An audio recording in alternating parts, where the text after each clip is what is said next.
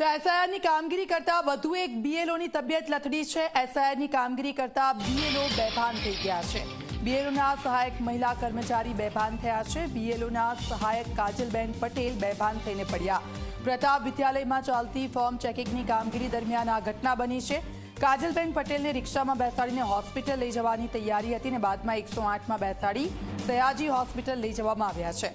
કામના ભારણ સ્ટ્રેસના કારણે બેભાન થયા હોવાની પણ શક્યતાઓ છે। મામલતદાર અશોક પરમારનું આ નિવેદન સામે આવ્યું છે। બ્લડ પ્રેશરની દવા લીધી ન હોવાથી તેઓ બેભાન થયા હશે, મામલતદારનું આ કહેવું છે।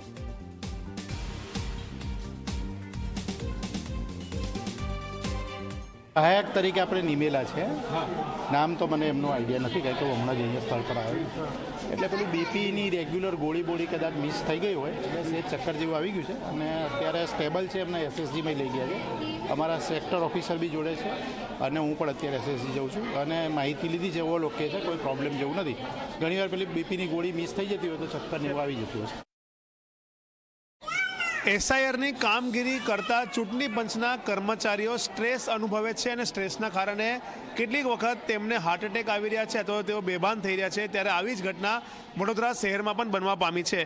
વડોદરા શહેરના સયાજીગંજ વિસ્તારમાં આવેલી જે પ્રતાપ હાઈસ્કૂલ છે તેની અંદર બીએલઓના સહાયક તરીકે ફરજ બજાવતા કાજલબેન પટેલ એકાએક સવારે જ્યારે તેઓ પોતાની ફરજ બજાવી રહ્યા હતા ત્યારે તેઓ અહીંયા એકદમથી બેભાન થઈ ગયા અને બેભાન થઈ જવાના કારણે અહીંયા દોડધામ મચી જવા પામી છે। આપ જોઈ શકો છો કઈ રીતના જે કાજલબેન પટેલના જે ચપ્પલ છે તે ચપ્પલ પણ તેમને અહીંયા જોવા મળી રહ્યા છે। તેમની જે બેગ છે તે જોવા મળી રહ્યા છે। સાથે જ તેમને જગાડવા માટે જે પ્રયાસો કરવામાં આવ્યા કે જે ડુંગળી છે ડુંગળી પણ અહીંયા જોવા મળી છે। અહીંયા તમે જોઈ શકો છો કઈ રીતના જે બીએલઓ છે તે તમામ મતદારોને તેમનું નામ ક્યાં છે 2002ની મતદાર યાદીમાં, સાથે જ કઈ રીતના તેમને ફોર્મ ભરવું, નવું ઇલેક્શન કાર્ડ કાઢવું, કેમ તે તમામ કામગીરી અહીંયા કરી રહ્યા છે। અને તે જ કામગીરી કાજલબેન પટેલ પણ સહાયક તરીકે કર્યા હતા અને એકાએક તેઓ બેભાન થઈ ગયા, જેના કારણે તેમને સયાજી હોસ્પિટલમાં સારવાર માટે લઈ જવામાં આવે છે, જ્યાં તેમની સ્થિતિ સુધારા પર છે।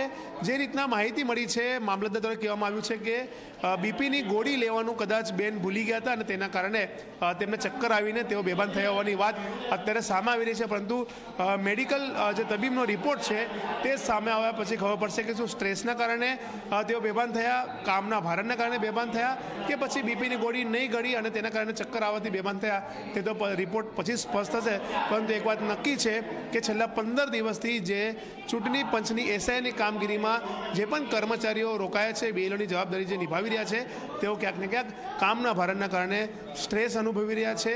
ક્યાંક ને ક્યાંક તેઓ કહી શકાય કે મેન્ટલી ડિસ્ટર્બ થયા હોય તે પ્રકારની સ્થિતિ ઊભી થઈ છે, જેને લઈને આવા જે કિસ્સાઓ છે તે સામે આવી રહ્યા છે।